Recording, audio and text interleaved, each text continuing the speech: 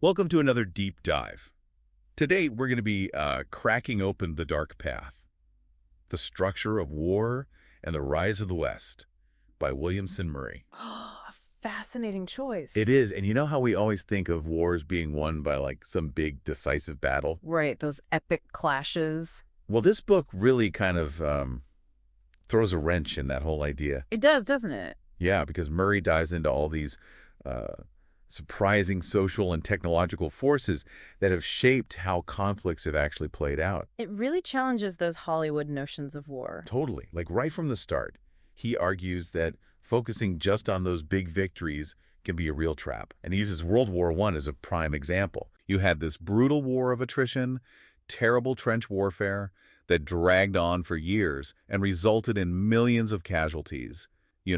Not from just one lost battle, but just from overall grinding exhaustion. It's a really sobering perspective. And it's not just World War I. No. The book shows how this obsession with a single knockout blow, a decisive victory, it kept leading military leaders astray throughout history. Yeah, it's like they were searching for that magic bullet. They were, and they often missed the bigger picture. Absolutely. Like think of the Schlieffen Plan. Oh, right. Germany's gamble to knock out France at the start of World War I. That didn't quite go as planned. It backfired spectacularly. Yeah. And they ended up locked in a stalemate for years. A horrific stalemate, yeah. It makes you wonder, why was this idea of a decisive victory so alluring to so many military minds? It is fascinating. I think it speaks to this very human desire for a clean, definitive end. In something as messy and complex as war, that desire can be really blinding. Right, it's not a Hollywood movie. Exactly. Often victory hinges on those less glamorous but equally vital aspects of war, things like logistics, Oh, absolutely. keeping your army supplied, equipped. The unsung heroes of warfare. Totally. Yeah. So how does Napoleon fit into all this? I mean, he's often hailed as this tactical genius, right? He was, without a doubt. But the book makes the case that his true genius was actually in mastering the often overlooked art of logistics. Logistics again. Logistics. You know what's interesting? What? He didn't even start with that advantage. It was the chaos of the French Revolution that accidentally handed him the tools for success. Huh. How so? Well, the levée en masse, that mass conscription, it created these massive armies. Huge, right? Huge, unlike anything Europe had seen before. And suddenly. Suddenly, Napoleon had to figure out how to feed, clothe, and equip this enormous force. It was a logistical nightmare. A nightmare, but he rose to the challenge. So in a way, the French Revolution accidentally revolutionized warfare. You could say that. And speaking of accidental revolutions, the book makes this really intriguing connection between, wait for it, the longbow. The longbow. The longbow and the development of modern states. That sounds a bit crazy. I know, right? Hmm. But think about it. In the 14th century, the English longbow, Yeah. it was a total game changer. Right, battles like Crécy and Agincourt. Exactly. English archers just decimated the French nobility. But Murray argues that it wasn't just the weapons power. It was about the kind of society you needed to wield it effectively. Interesting. So, really in a fascinating way, the longbow forced societies to evolve. Exactly. You needed highly trained archers. Right. That meant investing in training and organization. It needed a system. A system. You needed a bureaucracy to manage all those archers, procure supplies, coordinate their movements. Essentially, the longbow, perhaps unintentionally, laid the groundwork for the modern state. Mind blown. And then there's a printing press. What does that have to do with war? This is one of those aha moments in the book. Okay, I'm intrigued. See, the printing press, combined with the fall of Constantinople, led to this explosion of knowledge across Europe. Right. Ancient Roman military texts, once rare and obscure, suddenly became widely available. So Renaissance military thinkers. They were devouring the strategic wisdom of guys like Julius Caesar. So we're talking Renaissance generals taking cues from ancient Roman commanders. It highlights how interconnected history really is. It does, doesn't it? Yeah. Like innovations in events that seem totally unrelated to warfare Can ripple through time. and have a profound impact on how battles are fought and won. Absolutely. It's kind of humbling. It is. And it's not just ancient texts and longbows.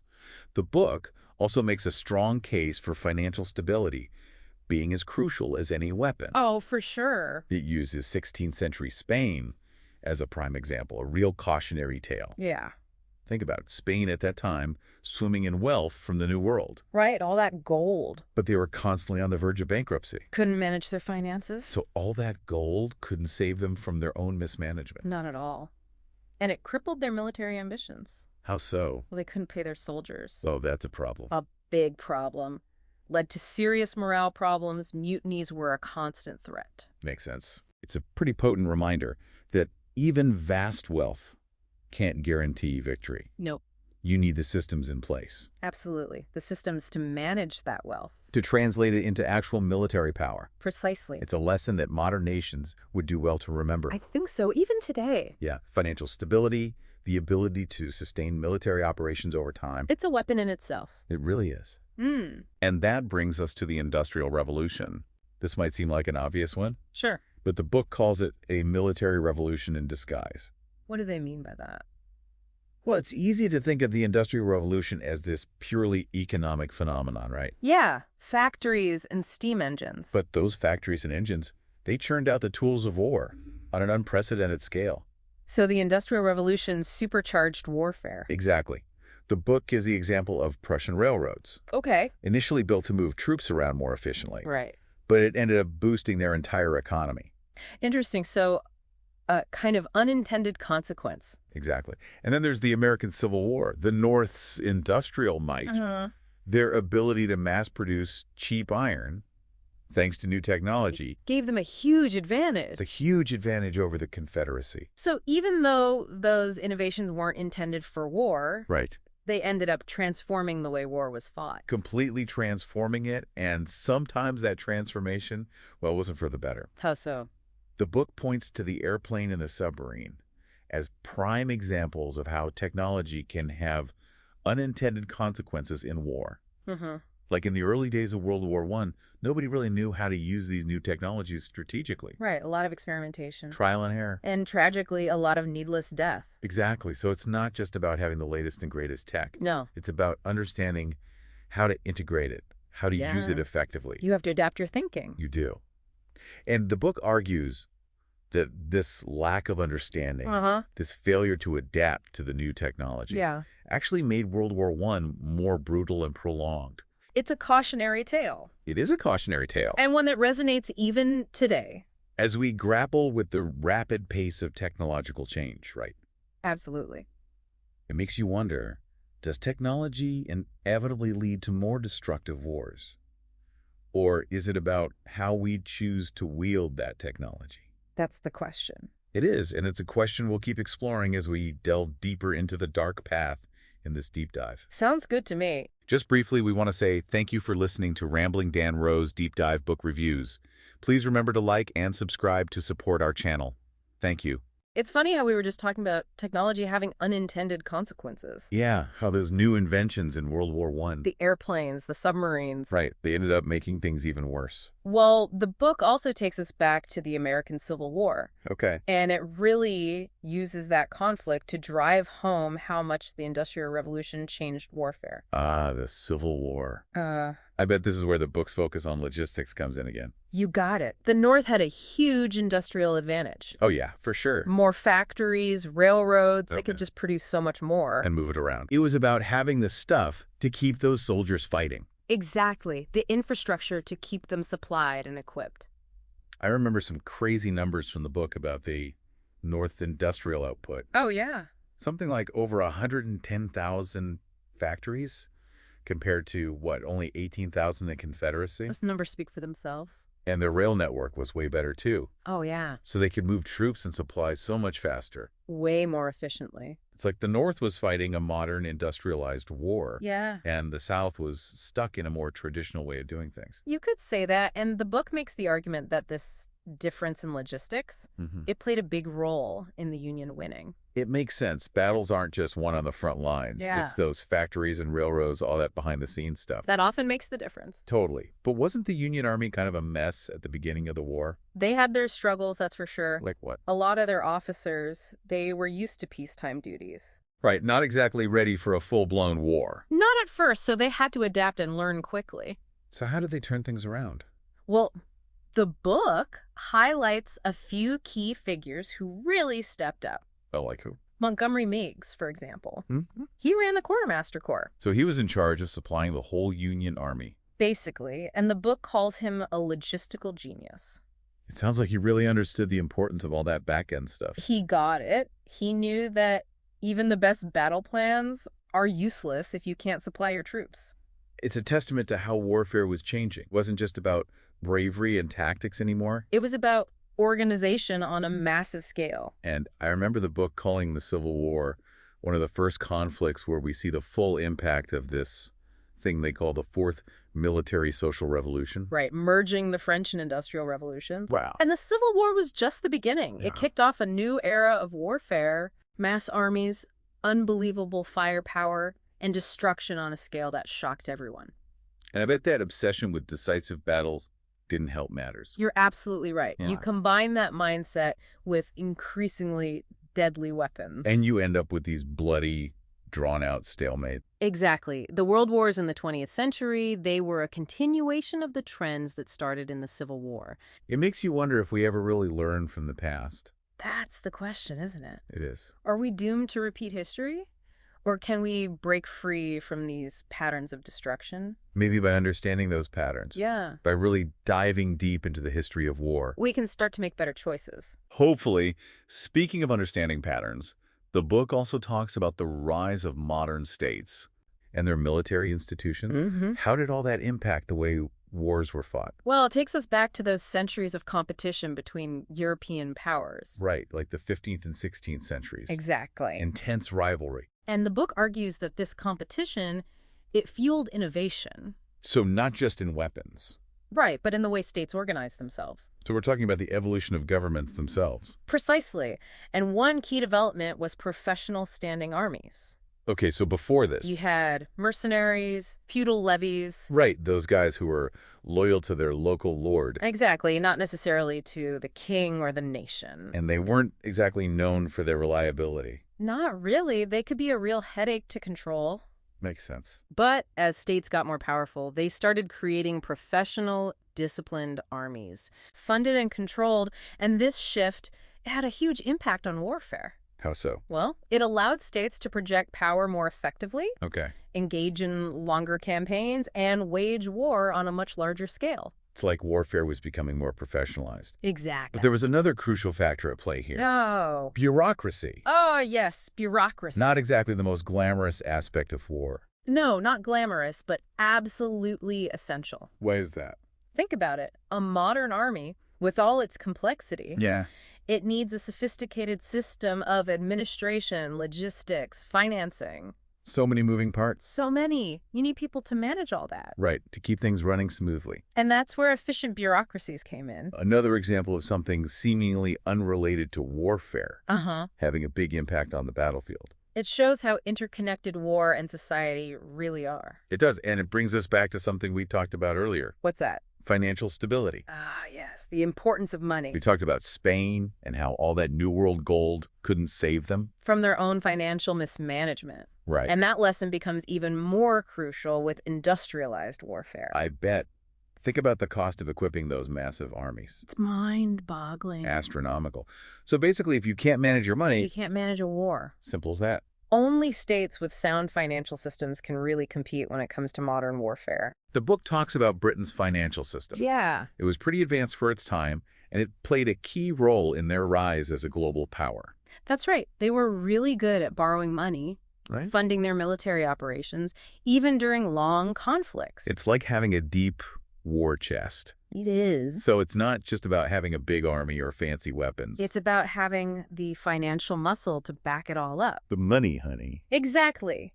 And the book emphasizes it's not just about raising money, Uh-huh. it's about spending it wisely. Okay. It talks about how the British were often better than their rivals at allocating resources, prioritizing key investments, avoiding waste. So they were like the thrifty warriors of Europe. You could say that. And this financial prudence, combined with their naval dominance, made them a formidable force. It allowed them to punch above their weight in global conflict, like the 7 Years' War. The book uses that as a prime example. Mm-hmm. They managed to beat the French, who, on paper, had a larger economy and a more powerful army. But it sounds like the French were their own worst enemies when it came to finances. That's what the book argues. Their mismanagement, their lack of focus, Yeah. it all undermined their efforts. It is fascinating how those seemingly mundane things like balancing a budget and managing debt can have such a huge impact on war and geopolitics. It really underscores the point Yeah. that the history of war is way more complex. Just battles and heroic generals. It's about understanding all those forces that shape how conflicts are fought and who wins.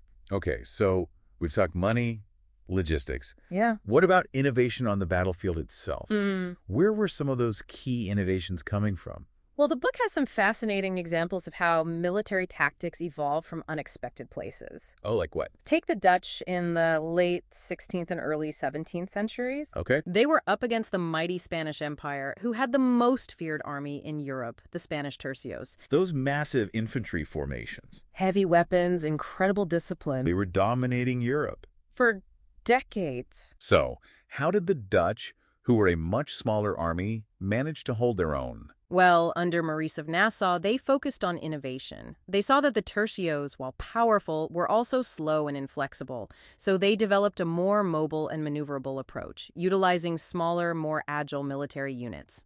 It's like they said, if we can't beat them with brute force, we'll outsmart them. That's a good way to put it. Did it work? It did. Wow. These new tactics, plus improvements in firepower, Yeah. allowed the Dutch to not only hold their own, but eventually gain independence. It's a classic underdog story. It is. It reminds us that sometimes the best ideas come from those who have to think outside the box. Absolutely, to survive. And those Dutch innovations, they didn't just stay in the Netherlands. They spread throughout Europe and influenced military thinking everywhere. So the Spanish unintentionally helped to revolutionize warfare. By forcing their enemies to adapt. It's kind of ironic. And speaking of revolutionizing warfare, the book dives deep into military technology. Yeah. It goes way back, even further than the Industrial Revolution. It does. It traces the development from medieval times all the way to the 20th century. And one of the key themes is the role of competition in driving innovation. Yeah, that constant arms race. Each side trying to outdo the other. Exactly. And the book has some amazing examples of this arms race. Like what? The development of gunpowder weapons in the Middle Ages. The emergence of nuclear weapons in the 20th century. It's a constant push and pull. It is. But the book also emphasizes that technological innovation often comes with unintended consequences. We talked earlier about the airplane and submarine and how those developments prolong the horrors of World War I. That's a classic example. Yeah. The book argues this is a recurring pattern throughout history. New technologies create new challenges. New complexities, and it takes time to figure out how to use them effectively. So just because you have the newest weapon, it doesn't mean you'll win. It's about how you integrate that technology, Right. how you train your troops, how you adapt your strategy. It's about the thinking behind it. And the book has examples of states that mastered those challenges. Even if they didn't have the most advanced technology, Interesting. and they were able to achieve some remarkable successes. Like who? The Germans in World War II, Okay. they were often outmatched in terms of industrial capacity, Right. but they were known for their blitzkrieg tactics. Oh, yeah. Their ability to outmaneuver their opponents. Exactly, at least in the early stages of the war. So how did they do it? They mastered combined arms tactics. Okay. They emphasized maneuver warfare. So they were really good at making the most of what they had. They were, and it allowed them to achieve some stunning victories early on. But of course, they ultimately lost the war. They did. Why do you think that was? Well, the book points out a few reasons. One was their failure to adapt as the conflict changed. Okay. They got too reliant on their early successes. That's like they got stuck in their ways. A bit. They underestimated their enemies. And they didn't really develop a strategy for fighting a global war. Right. So, in a way, they were victims of their own success. You could say that. They were so focused on those early victories. That they didn't see the need to change. It's a cautionary tale. It is. Even the most innovative militaries can be undone by poor leadership, flawed strategy, and a lack of adaptability. You need to be able to adjust. You do. And that brings us to another key theme the book explores. What's that? The importance of understanding your enemy. knowing your enemy. Seems pretty fundamental, right? Like step one in any military strategy. You'd think so, but the book argues that even brilliant military leaders have struggled with this throughout history. Really? Yeah, it highlights the way that successful commanders often share a common trait, a deep understanding of their adversaries. So it's not just about knowing their military capabilities, It's about understanding their motivations. their goals, their cultural context, all of that. Exactly. It's about seeing the world through their eyes. Anticipating their actions. And adapting your own strategies accordingly. So I'm guessing the book offers up some examples of leaders who failed to grasp the nature of their enemies. Oh, plenty. Okay, give me one. Napoleon's invasion of Russia. Oh, yeah, that didn't go so well for him. Not at all. He underestimated the vastness of Russia, Okay. the harshness of the Russian winter. Right, and the resilience of the Russian people. Exactly. His army was decimated by cold, hunger, disease. And there's a catastrophic retreat. It was a disaster, and the book argues that Napoleon's failure, it stemmed from his inability to really understand the challenges of fighting in Russia. He tried to apply the same tactics that worked for him elsewhere. Right, but they were completely ineffective against an enemy like Russia. It's a reminder that even brilliant minds can be defeated if they don't understand the context they're operating in. The context is everything. And that context includes Yeah. not just the physical terrain, Right. but the cultural, social, and political landscape. You have to get inside your enemy's head. And speaking of getting inside your enemy's head, Yeah. the book also talks about technology and intelligence gathering. Oh, yeah? Things like radar, code breaking, aerial reconnaissance. They completely changed the game. Big time. Suddenly you can see deeper into enemy territory, Mm-hmm. intercept their communications to get a clearer picture of what they're up to. And the book goes into detail about how these advancements played a crucial role in the Allied victory in World War II. They are game changers. The Allies were much better at using these technologies than the Axis powers.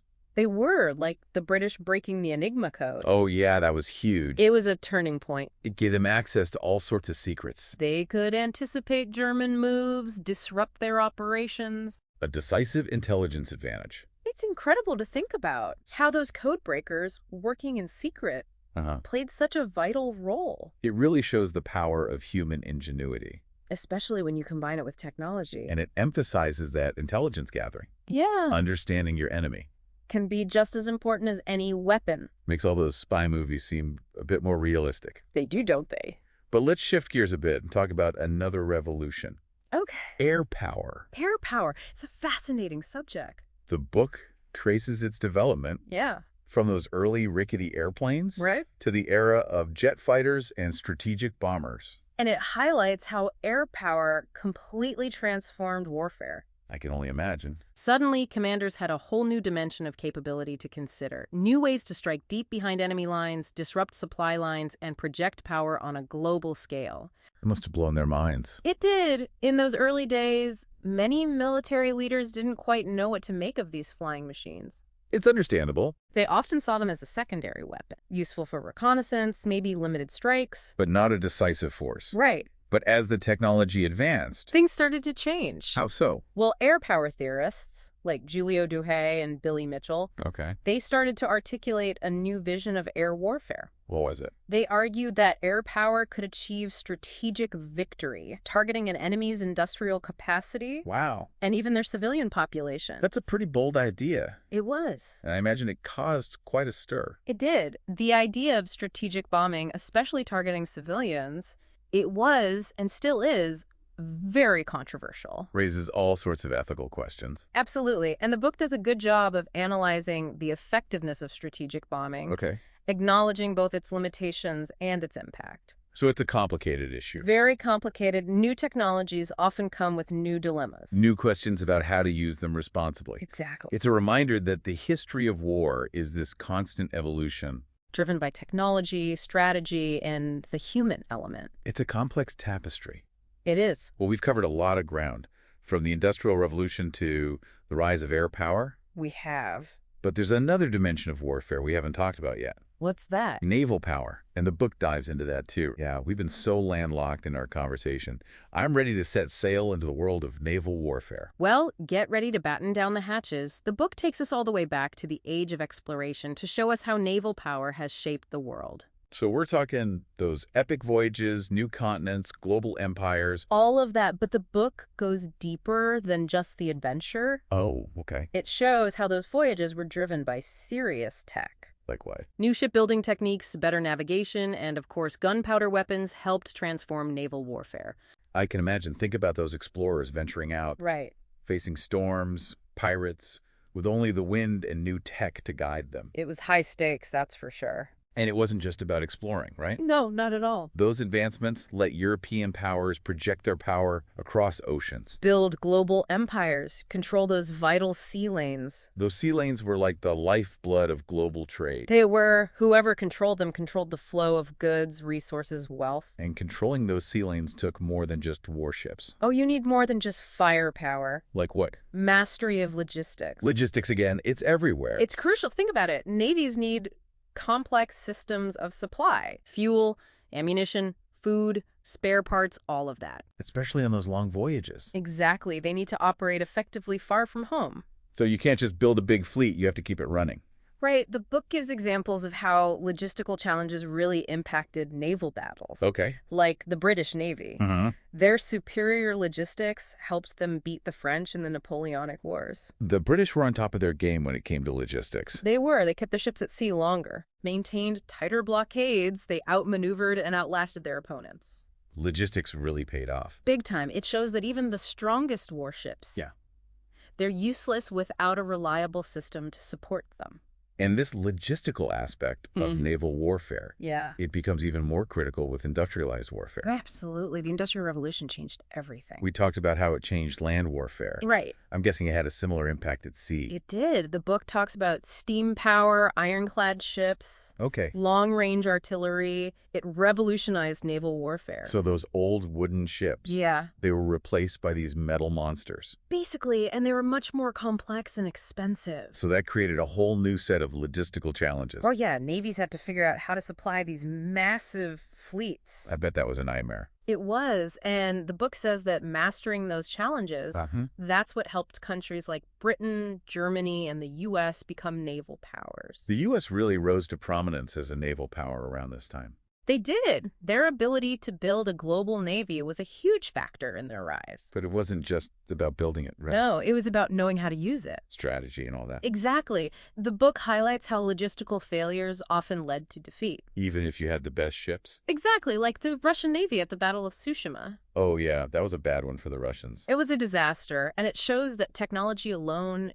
isn't enough. It's about how you use it, how you integrate it into your doctrine, and of course, how you overcome those logistical hurdles. Makes sense. So we've gone from those early explorers to these ironclad beasts. We have. What about World War II? How did that change things? World War II saw the rise of aircraft carriers. New technologies like radar and sonar and submarine warfare became increasingly important. Like the whole nature of naval combat changed. It did. It became this global, three-dimensional conflict. And the U.S. emerged from that war as the dominant naval power. That's right. They had the industrial capacity, the innovation. And those logistical skills we keep talking about. It allowed them to project power all over the world, secure those sea lanes. And play a big role in the Cold War. Absolutely. It shaped the geopolitical landscape for decades. But what about after the Cold War? Is naval power still as important today? Good question. The book acknowledges that naval warfare is still evolving. New threats like terrorism, piracy, even cyber warfare. This whole new set of challenges. It is. Navies have had to adapt, develop new strategies and tech. It's like that game never stops changing. That's the nature of war. The book makes that very clear. It's a constant process of adaptation and innovation. Driven by technology, strategy, and those enduring realities of human conflict. Well, this deep dive has given me a whole new perspective on the history of war. I'm glad to hear that. We've covered so much, from longbows to aircraft carriers. It's a lot to take in. It is, but I'm really struck by just how many factors have shaped the way wars have been fought. It really challenges our assumptions, doesn't it? War is so much more than just battles and generals. It's about those social, political, economic, technological forces. All those threads weaving together over centuries. And it gives us a much deeper understanding of war. A more sobering understanding, for sure. The book ends on a really thought-provoking note. It does. It argues that war, as tragic as it is, It's also a reflection of our deepest fears and ambitions. It's a powerful statement. It is. It's shaped societies, driven innovation, and influenced the course of history. In ways we're still trying to understand. But it also offers a glimmer of hope. Oh. It suggests that by understanding the patterns of the past, Yeah. learning from those who came before us, maybe, just maybe, we can find a way to create a more peaceful future. That's the goal. It is. It's a powerful message, It is. and one that sticks with you after reading The Dark Path. It's a book that stays with you. It challenges your assumptions, and it leaves you with a deeper understanding of the impact of war. A must-read for anyone who wants to understand the forces that have shaped our world. Absolutely. Well, on that note, we'll wrap up this deep dive. Okay. We hope you enjoyed exploring The Dark Path with us, And we encourage everyone to pick up the book. and continue exploring this fascinating and complex subject. Until next time, keep diving deep.